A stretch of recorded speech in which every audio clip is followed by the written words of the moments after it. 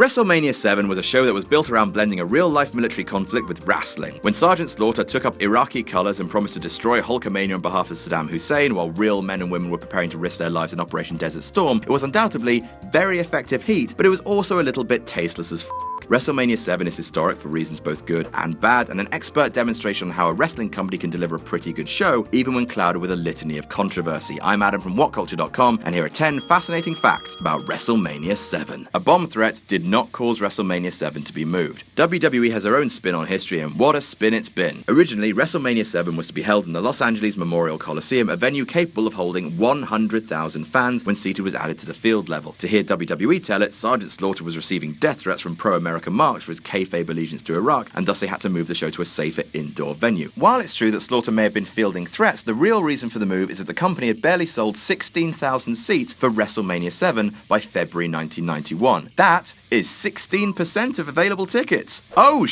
Rather than perform in front of a mostly empty arena, the show was moved to the Los Angeles Sports Arena, home of 1/3 of WrestleMania 2. Number 9, the weather was Thank God they went indoors. When a wrestling promotion holds an outdoor event, they're at the mercy of Mother Nature to cooperate. Los Angeles in the spring seemed like a fairly safe bet for staging mayhem beneath natural light. Turns out, no! It was a somewhat chilly day in Los Angeles on March 24th, 1991, hovering around 55 degrees Fahrenheit, 13 degrees Celsius. In addition, the sunny skies of Tinseltown were replaced by overcast gloom in the form of grey clouds, which would have hardly looked great on the panoramic shots. Number 8, Bob Costas pulled out of the show due to taste issues. If you've watched the recent ESPN 30 for 30 documentary on the XFL, and if you haven't, you need to, you know that longtime NBC presenter Bob Costas wanted nothing to do with what he perceived to be a lowbrow, tawdry attempt at a sports enterprise, making that very clear in the now famously tense interview with Vince McMahon on The Record in 2001. 10 years earlier, Costas washed his hands of another Vince McMahon showcase, this one being WrestleMania 7. Bob Costas was set to take part in a light-hearted skit at the event, but refused, increasingly uncomfortable over WWF's exploitation of a very real war. Number 7, the final Mania match is for Marty Jannetty and Jim Neidhart. While the whole "this was the last show for" factoid could be used tons of times over the course of these lists, the fact that 1991 was a dual Mania swan song for Jannetty and Neidhart is a bit surprising, since both men were actually with the company for years after Mania 7. Jannetty would have faced former partner Shawn Michaels a year later, but an incident with police led to him being placed under a lengthy house arrest, and Neidhart's career petered out after he and Bret Hart dropped the tag team gold to the Nasty Boys at Mania 7. A possible match pitting Neidhart and Owen Hart against the Beverly Brothers was dashed for WrestleMania 8, with the Anvil being fired for refusing to take a drug test. Number 6, British Bulldog and Warlord faced off on all 5 pay-per-views in 1991. WWF held 5 pay-per-views in 1991, and only 2 men faced each other on all 5, Davey Boy Smith and the Warlord. In addition to their WrestleMania 7 match, the two collided briefly in the Royal Rumble that year. Later on, they were on opposite sides of the opening 6-man tag at SummerSlam, then they were on opposite sides of the opening elimination match at Survivor Series. Finally, they had another singles bout at this Tuesday in Texas, making them the Kevin Owens and Sami Zayn of 1991. Number 5, with one exception, this was Randy Savage's first match back after major surgery. Savage and the Ultimate Warrior collide in what is easily the most memorable match of a fairly underrated WrestleMania. At age 38, millions of aches, dollars and miles into his career, Savage needed time off to recover. In late January 1991, he was taken off the road to have surgery to repair a broken wrist. Prior to WrestleMania 7, the only match that the then Macho King worked was 9 days before the pay-per-view, defeating Warrior in a steel cage match in Milwaukee. Aside from that, Savage had plenty of time off to design what could have easily been his in-ring curtain call. Number 4, Randy Savage was legitimately retiring. You know what they say about retirements in wrestling? Cough, Ric Flair, cough. In Savage's case, dropping a retirement bout to the Ultimate Warrior at WrestleMania 7 was indeed supposed to be the end of his career. Other than taking on lighter work as a weekend commentator, Savage was itching to finally have a normal home life with wife Elizabeth. By the end of the summer of 1991, McMahon started making aggressive overtures to the Macho Man, with Warrior fired and Hogan's name being dragged through the mud. The babyface side of the roster was weaker than ever. Savage initially said no way, but did take a few house show bookings under a mask as Mr. Madness. Ultimately, that fall, Savage agreed to come back as a wrestler once more. Number 3, it marked Demolition's final televised match. Axe was long gone from the company, and the Demolition name lived on with Smash and the 26-year-old powerhouse Bryan Adams as Crush. With the Legion of Doom finally in Vince's company, the writing was on the wall for the knockoff team, who sadly faded away. While it would have made sense to have Animal and Hawk polish off their natural enemies at Mania, Smash and Crush were instead fed to Genichiro Tenryu and Koji Katao, I've probably mispronounced those names, representing WWF's new Japanese affiliate Super World Sport, in a match more notable for Bobby Heenan's jokes than anything else. Crush would vanish for a year, year, while Smash was repackaged as Repo Man. Number 2, Paul Roma was legit spooked by taking the Doomsday device. Instead of Demolition, the Legion of Doom fought Power and Glory, the tandem of Hercules and Paul Roma. The match ended up being a minute-long squash, ended with Roma getting floored by LOD's devastating finish, the Doomsday device. Later in 1991, at a house show in London's Royal Albert Hall, LOD and Power and Glory were set to work together one more time. Before the match, Roma confided to Animal that taking the device at WrestleMania caused him to land awkwardly and it put the scare in him. Animal, per his recollection, said he understood and they agreed that Roma would take the fall after being caught in a power slam. Animal went on to say that if you see him and Hawk win a match without using the Doomsday device, in the majority of instances, it's because someone was afraid to take the move. And number 1,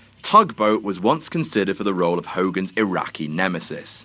Yup, Tugboat. This Tugboat. Unless Bruce Pritchard is just pulling our leg for his own amusement, he claimed in a February 2016 podcast with Ric Flair that Fred Tugboat Ottman was originally considered to be the turncoat that would align with Iraq, vanquish Warrior for the WWF Championship at the Royal Rumble, and fall to the patriotic hands of Hulk Hogan come WrestleMania 7. He would have been called, and I am not making this up, Chic Tugboat. Pritchard adds that it was virtually a godsend that McMahon managed to convince Sergeant Slaughter to come back to the company and went with him as the villain in the story. And that's our list. Did we miss any out? Tell us about it in the comments. Don't forget to like, share and subscribe. You can follow me on Twitter here. I'm Adam for WhatCulture.com, and I'll see you soon. We're never going to stop doing magazines called wrestling. It's time for issue 4, the first magazine of 2017. To celebrate, we're looking back on the wrestling year that was, including end-of-year awards for best and worst matches of 2016, best and worst wrestlers of 2016, best and worst feuds, and many more. Also, a gigantic career retrospective on AJ Styles, Dixie Carter's crimes against wrestling, and how WWE should have booked the road to WrestleMania 2016, written by this sexual Catherine Wheel. As ever, the magazine is available now to order at shop.whatculture.com. For the love of God, buy it.